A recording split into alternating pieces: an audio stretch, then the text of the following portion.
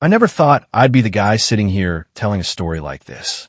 You see it in movies or you hear about it on some gossip podcast, and you think to yourself that it could never be you. You think you're too smart, or your relationship is too solid, or your friends are too loyal. But life has a funny way of showing you that you don't know half of what's going on right under your nose. My name is Bob. For a long time, I felt like I was winning at everything. I grew up with nothing, so when I finally made it in the tech world, I didn't just make a little bit of money. I made the kind of money that changes your whole world. I'm talking about a house with more rooms than I can count, cars that turn heads when I drive down the street, and the ability to walk into any store and not look at the price tag. I worked hard for it, and I was proud of it. But I wasn't a flashy guy. I just wanted to be comfortable and make sure the people I loved were taken care of. That's where Jane came in. Jane was the girl I thought I was going to spend the rest of my life with. She was beautiful, kind of quiet, and had this way of making me feel like I was the only person in the room. When we started dating, she didn't have much. She was working a regular job, struggling like everyone else. Once we got serious, I told her she didn't have to worry anymore. I paid her bills, I bought her a car, and I made sure she had everything she ever wanted. She was happy, or at least she seemed happy. We were solid. We didn't really fight, and our nights were spent laughing or planning our future. Everything was perfect, except for the people we let into our circle. Then there was Charles. Charles was my best friend since we were kids. We went through everything together. When I was broke, he was the one I'd share a cheap meal with. When I got rich, he was the first person I tried to pull up with me. I gave him a job at my company and made sure he was set up for life. I trusted him with my life. We were like brothers, or so I thought. On the other side of things, Jane had a best friend named Cherry. If I could go back in time, Cherry is the person I would have kept far away from my house. Cherry was the complete opposite of Jane. She was loud, always looking for attention, and always complaining. She was dating this guy named Max. Now, Max wasn't a bad guy, but he was always struggling. He couldn't keep a job for more than a few months, and he and Cherry were constantly at each other's throats. Their relationship was what you'd call toxic. They would break up on a Monday and be back together by Wednesday, usually after a huge fight where the police almost got called. It was exhausting just to be around them. Cherry was obsessed with what Jane had. Every time they came over to my place, I could see Cherry's eyes scanning the room. She would touch the expensive curtains, comment on how much the TV cost, and then make a snide remark to Max about how he never took her anywhere nice. It made things awkward, but Jane loved her, so I put up with it. I didn't realize that every time I paid for dinner or Jane showed off a new bag, a little more poison was filling up Cherry's heart. She didn't just want a nice life. She wanted Jane's life. She wanted my attention, my money, and my house. And because she couldn't have it, she decided that if she couldn't be happy, nobody could. The jealousy started coming out in small ways at first. Cherry would pull Jane aside and ask her if she was sure I was being faithful. She'd say things like, "A man with that much money doesn't just stay home, Jane. He's definitely got something on the side." At first, Jane would laugh it off. She knew me. She knew I spent most of my time at the office or at home with her. But Cherry was persistent. She was like a dripping faucet, just constant. She started telling Jane that Max told her secrets about me. She'd lie and say Max saw me out with other women while I was supposed to be working late. It was all a bunch of garbage, but Jane was soft. She was the kind of person who believed her friends over her own eyes. I started noticing that Jane was becoming more distant. She'd look at my phone whenever it buzzed, or she'd ask me to explain exactly where I was every minute of the day. I tried to reassure her, but Cherry was always there, whispering in her ear, telling her that I was a liar. It was a slow burn, a quiet destruction of the trust we had built. While this was happening, Max and Cherry were getting worse. Max was getting tired of her constant comparisons to our life. They'd have these blowouts where Max would just walk out, and Cherry would end up at our house, crying and acting like a victim. She'd stay for hours, watching me and Jane, waiting for a chance to strike. I didn't see the trap being set. I just thought I was being a good friend to my girlfriend's best friend. I didn't know that Cherry was planning to burn her whole world down just to see if she could survive the fire. Things took a real turn one weekend when Jane went away to visit her parents. I stayed back because I had a big project at work that needed my attention. On Saturday night, there was a knock at my door. I wasn't expecting anyone, so I was surprised to see Cherry standing there. She looked like she had been crying for days. Her makeup was smeared, and she was shaking. She told me that Max had gotten physical with her, and she had nowhere else to go. She said she didn't want to call Jane and worry her while she was with her family. I felt bad for her. I really did. I invited her in, gave her some water, and told her she could stay in the guest room until she figured things out. But as the night went on, her vibe changed completely. She stopped crying and started talking about how much she admired me. She told me that Jane didn't realize how lucky she was. Then, she did something I never expected. She moved closer to me on the couch and put her hand on my leg. She looked me right in the eyes and told me that she could be much better for me than Jane ever could. She said she knew how to treat a man like me. I was disgusted. I pushed her hand off and stood up. I told her she needed to leave immediately. I told her that she was Jane's best friend and that what she was doing was sick. She didn't even look ashamed. She just got up, straightened her dress, and looked at me with this cold smile. She said, "You're going to regret that, Bob. You really are." She walked out, and I thought that was the end of it. I was so wrong. Instead of telling Jane what happened, I kept quiet. I didn't want to cause a rift between them, and I figured Cherry would be too embarrassed to say anything. That was my biggest mistake. Cherry didn't go home and hide. She went straight to Jane the moment she got back and told her a completely different story. She told Jane that I had tried to force myself on her while Jane was away. She cried and acted like she was traumatized. Jane, being as easily led as she was, believed every single word. She didn't even come to me to ask for my side. She just started pulling away. But Cherry wasn't done. She knew that Jane was hurt and angry, so she decided to push her toward the one person who could really hurt me, Charles. She started telling Jane that if I was going to be unfaithful, Jane should get her own back. She started setting up accidental meetings between Jane and Charles. She'd tell Charles that I was busy and that Jane needed a ride somewhere, or she'd invite them both to things and then forget to show up herself. She was playing matchmaker for my girlfriend and my best friend right under my nose. She told Jane that Charles had always loved her and that he was the only one who could protect her from me. It was a calculated, evil plan. She was feeding Jane lies about me cheating with random women at the office, and then she'd point at Charles and say, "See?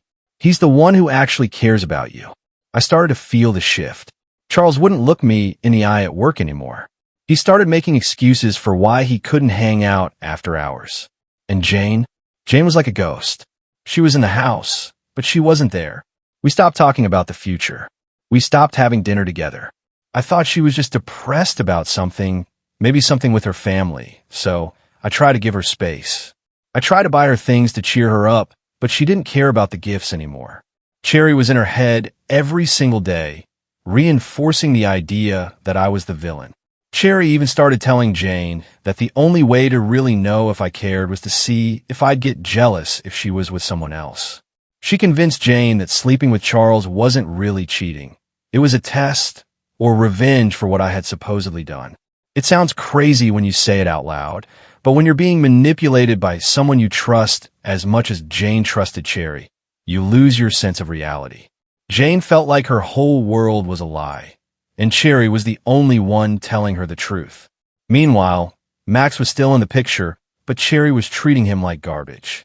She was so focused on ruining my life that she didn't even care about her own relationship anymore. She was spending all her time plotting, and I was just a blind man walking toward a cliff. The day it all blew up started like any other day. I had a weird feeling in my gut, though. You know that feeling when the air just feels heavy? That was it. I had told Jane I'd be working late to finish up some year-end reports, but the meeting ended early. I decided to head home and maybe take her out for a nice dinner to try and break the ice that had formed between us. When I got home, her car wasn't in the driveway. I called her, but it went straight to voicemail. That wasn't like her. I called Cherry, and she picked up on the first ring. She sounded way too happy. She told me she didn't know where Jane was, but then she let it slip that she thought Jane might be over at Charles's place to pick up some work papers I had left there. I knew right then that something was wrong.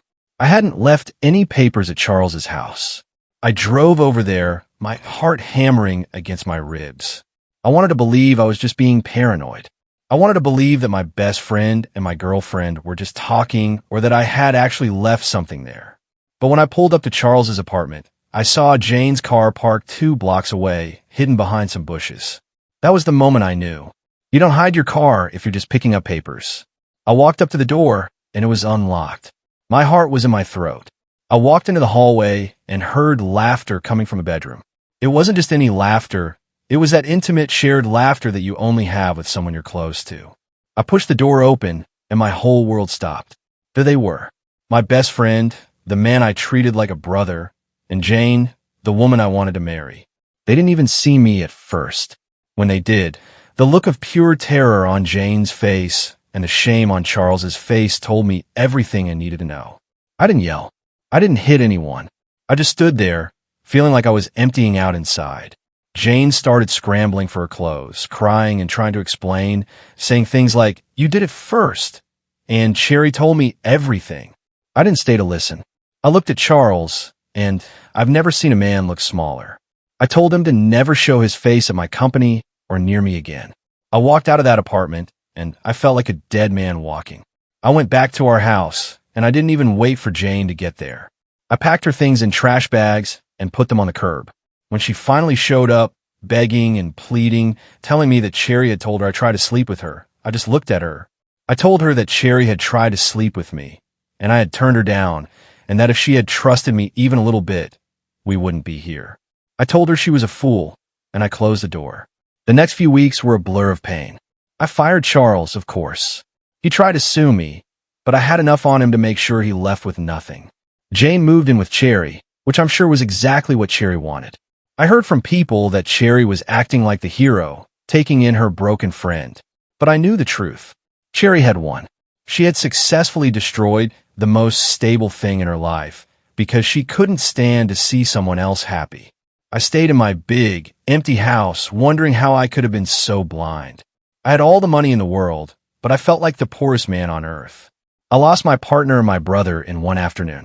I spent my nights staring at the ceiling, thinking about how Cherry had played everyone like a fiddle. She had manipulated Jane's insecurities, used Charles's secret envy of my life, and turned my world upside down. But I wasn't the only one who was hurting. Jane was starting to wake up. She was sitting in Cherry's cramped, messy apartment, listening to Cherry and Max scream at each other every night, and she began to realize that the safe haven Cherry offered was actually a cage. She started seeing the cracks in Cherry's stories. She realized that I hadn't been cheating. She realized that the work papers story was a lie. And most of all, she realized that Cherry had tried to get with me first. That realization turned Jane's grief into something much sharper and much more dangerous, a need for revenge. Jane isn't a bad person, but she had been pushed too far. She had lost the man she loved, her home, and her dignity because of a woman she called her best friend.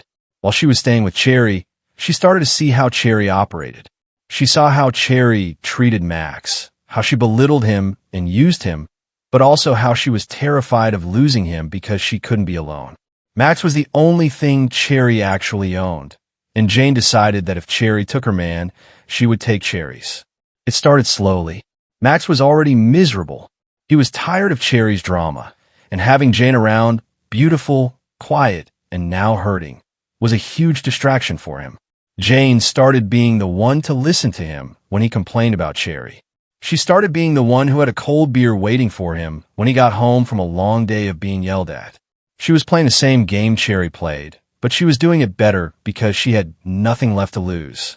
Cherry was so busy being proud of herself for winning against me that she didn't see what was happening in her own living room. She thought Jane was too broken to be a threat. She thought Max was too loyal to ever leave.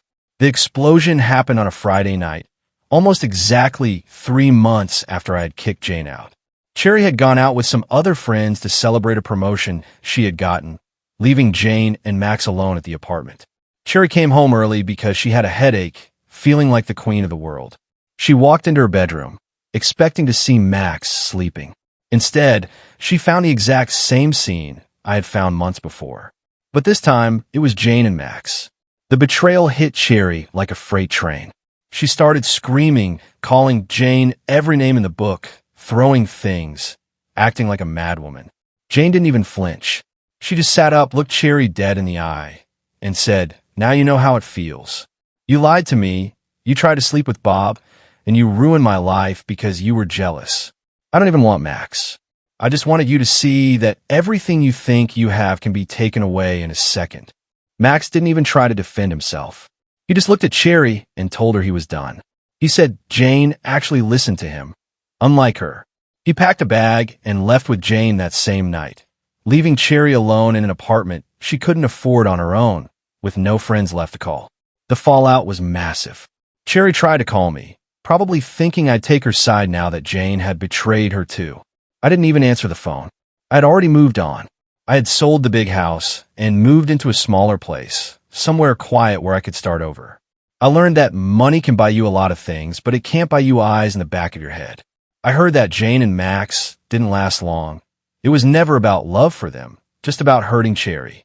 Jane moved to a different city to start over, and I haven't heard from her since. Charles tried to apologize a year later, sending me a long email about how sorry he was and how he had been in a dark place. I deleted it without reading the whole thing. Some things you just can't come back from. As for Cherry, last I heard, she was bitter and alone, still blaming everyone else for her problems. She tried to ruin my life, and in the end, she only succeeded in ruining her own. I still have my money, and I still have my life, but I'm a lot more careful about who I let in. I learned the hard way that sometimes the person holding the umbrella for you is the same one who's making it rain. But seeing the look on Cherry's face when she realized she had lost everything, that was the only closure I ever needed. It's a cold world out there, and you have to be careful who you trust because sometimes your best friend is just a wolf in a very nice dress. I'm doing okay now. I've started dating again, but I'm taking it slow.